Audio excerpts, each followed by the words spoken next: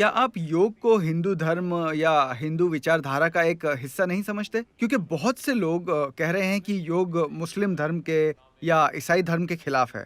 एकेश्वरवादी धर्मों में आप सिर्फ एक भगवान को ही पूजते हैं और योग उसका उल्टा है। देखिए, योग में किसी भी तरह की पूजा नहीं होती। वैसे भी मैं आपको बता दूं, ऐतिहासिक रूप से योग सभी धर्मों के आने के पहले से मौजूद है। ये 15,000 साल से अधिक पुराना है, जब आदि योगी ने पहले योग सूत्र दिए थे।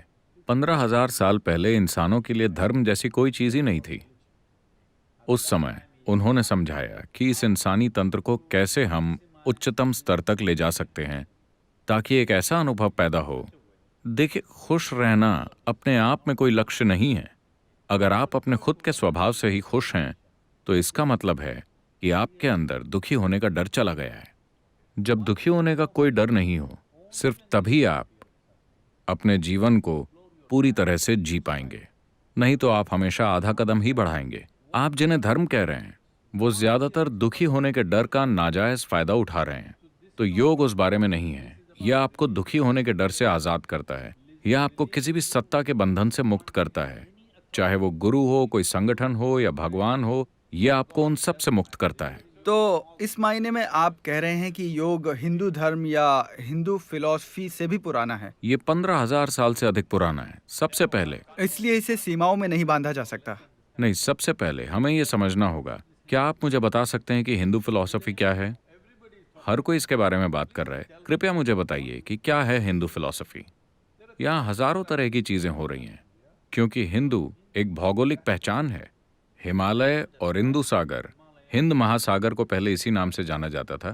इनके बीच की जो भूमि है, वो भूमि हिंदू है। तो जो भी इस भूमि पर पैदा हुआ वो हिंदू है। इस धरती पर पैदा हुआ केंचुआ भी एक हिंदू केंचुआ है। जब आप कहते हैं कि अफ्रीका में पैदा हुआ हाथी अफ्रीकी हाथी है, तो ये हिंदू केंचुआ क्यों नहीं है? चूंकि अब आप राजनीतिक झमेलों में उलझ गए हैं और उस वजह से कहते हैं कि हिंदू का मतलब ये है वो है। नहीं, ये एक भौगोलिक पहचान है, क्योंकि हम लोगों को एहसास हो गया था इन भौगोलिक पहलुओं के बिना हम फल फूल नहीं सकते थे।